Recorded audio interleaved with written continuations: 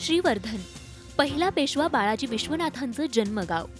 नारळी सुपारीच्या बागांनी नटलेलं आणि सुंदर समुद्र किनारा लाभलेलं श्रीवर्धन अलीकडच्या काही वर्षात एक चांगलं पर्यटन स्थळ म्हणून नावारूपाला आलंय. श्रीवर्धन नगर परिषदेवर पूर्वापार काँग्रेसची सत्ता राहिलीय. कोकणात शिवसेना रुजू लागल्यानंतर श्रीवर्धनवरही भगवा फडकला. मात्र गेल्या निवडणुकीत सुनील तटकरे यांनी श्रीवर्धनवर स्वारी करून राष्ट्रवादी काँग्रेसनं सत्ता मिळवली आणि यावेळी इथे राष्ट्रवादी, शेकाप आणि काँग्रेस अशी युती आहे.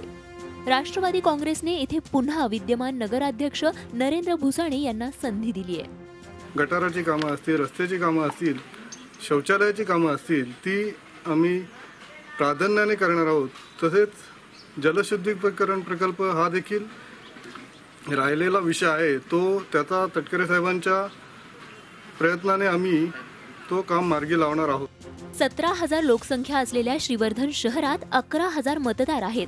माळी, मुस्लिम, कोळी, भंडारी, ब्राह्मण समाजाची वस्ती असली तरी इथे माळी समाजाची मतं लक्षणीय आहेत. राष्ट्रवादी बरोबरच शिवसेनेनं देखील नगराध्यक्ष पदासाठी माळी समाजातील ॲडव्होकेट अतुल चौगुले यांच्या रूपानं सुशिक्षित नवा कोरा चेहरा देऊन राष्ट्रवादीला शह देण्याचा प्रयत्न केलाय.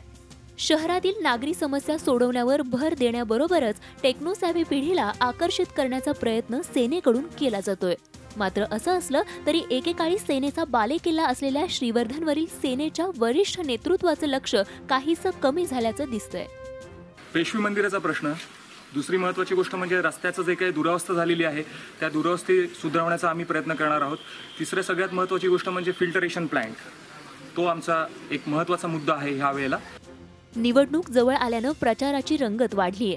भाजपानं इथं वेगळी चूल मांडत आपलं पॅनल उभं केलंय. गेल्या 5 वर्षात श्रीवर्धनचा विकास झाल्याचं विरोधक मान्य करतात, परंतु त्यात भ्रष्टाचार झाल्याचा आरोप केला जातोय.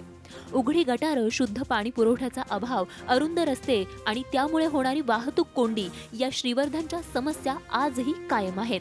पर्यटनाच्या दृष्टीनं श्रीवर्धनच्या विकासाची स्वप्न सारेच दाखवतायत. श्रीवर्धनमध्ये देखील आम्ही जातीपातीचं राजकारण सोडून श्रीवर्धन शहराचा विकास करणं आणि एक स्वच्छ, सुंदर आणि भ्रष्टाचार मुक्त प्रशासन देणं आणि शहर निर्माण करणं या दृष्टीने निवडणूक लढवते. श्रीवर्धनची निवडणूक सुनील तटकरे यांच्यासाठी प्रतिष्ठेची आहे, तर श्रीवर्धनवर पुन्हा वर्चस्व मिळवण्यासाठी शिवसेनेला कंबर कसावी लागणार आहे. त्यामुळे आता नेमकी बाजी कोण मारतं ते या आठवड्याभरातच स्पष्ट होईल. प्रफुल्ल पवार सह bureau report, Zee media, Raigad. Zee 24 तास रहा एक पाऊल पुढे.